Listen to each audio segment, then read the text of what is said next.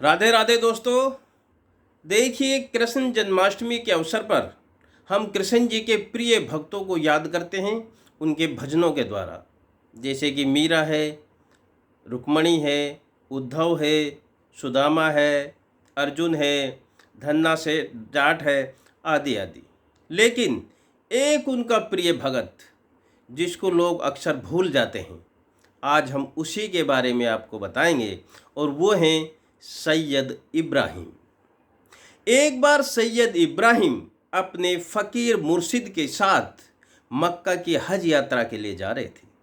जब वो मथुरा से होकर गुजरने लगे तो उनके गुरुजी ने उसको हिदायत दी कि बच्चे, यहाँ से जब हम गुजरेंगे तो दाएं बाएं नहीं देखना है।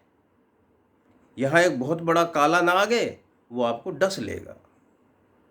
ये बात सुनी तो उसके मन में शंका हुई। वो मथुरा से थोड़े बाहर निकले, जब जमुना के किनारे आए तो उन्होंने सोचा कि अब तो शायद हम बाहर आ गए। तो उसने पीछे मुड़ के देख लिया सैयद इब्राहिम ने। तो क्या देखते हैं, कृष्ण जी राधा के साथ बंसी मुख पे लगाए हुए वो छवि छटा उनको दिखाई कि सैयद इब्राहिम वहीं पर बेहोश होकर गिर पड़े। जब उनके मुर्शिद ने पीछे मुड़ के देखा, ओहो ये तो गिर गया है, और उसने देखा उसके मुंह से झाग भी आने लगे। ये तो लीला है कृष्ण जी की। उसने सोचा पक्का इसको नाग ने डस लिया, वो उसको छोड़ के चला जाता है। जब सैयद इब्राहिम को होश आया तो उसने जो वो छवि देखी उसके मानस पटल पर छप गई। उस छवि को दोबारा देखने के लिए अब वो पागलों की तरह वहाँ भागा फिर रहा है मथुरा में, और सबसे पूछ रहा है। क्या कह रहा है? बंसी बजा के मोहना क्यों कर लिया किनारा। बंसी बजा के मोहना क्यों कर लिया किनारा। ढूंढा गली गली अर खोजा डगर डगर। ढूंढा गली गली खोजा डगर डगर। मन में यही लगन है दर्शन मिले दोबारा। मुरली बजा के मोहना क्यों कर लिया किनारा। किसी को दर्शन तो होते ही नहीं है उनके, कैसे कोई बताए कि वो वहाँ रहते हैं, हमने वो ऐसे देखा है। क्या कहते हैं? अर मधुबन तुम ही बताओ कान्हा कहाँ गया है। मधुबन तुम ही बताओ कान्हा कहाँ गया है। कैसे झुलस गया है ये कोमल बदन तुम्हारा। मुरली बजा के मोहना क्यों कर लिया किनारा।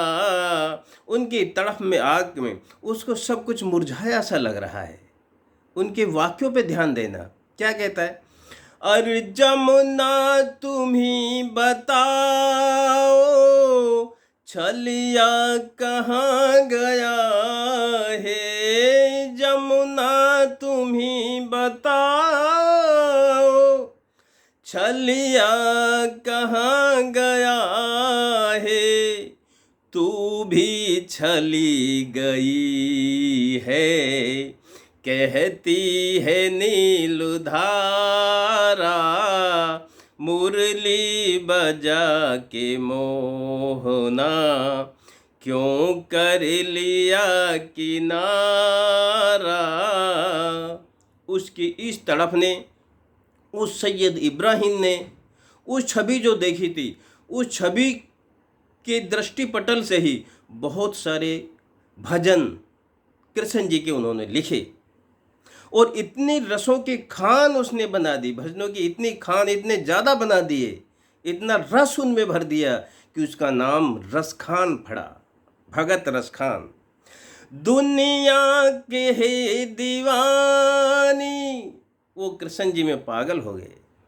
दुनिया के है दीवानी, पागल के है जमाना, दुनिया के है दीवानी, पागल के है जमाना, और तुमको भूल जाना ये मुझको नहीं गंवारा, मुरली बजा के मोहना क्यों कर लिया किनारा, मुरली बजा के मोहना।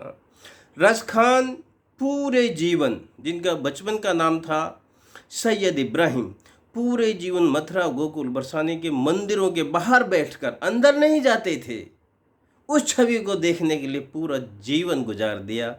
ये उनके एक प्रिय भगत थे। तो आज इतना ही। जय श्री कृष्ण।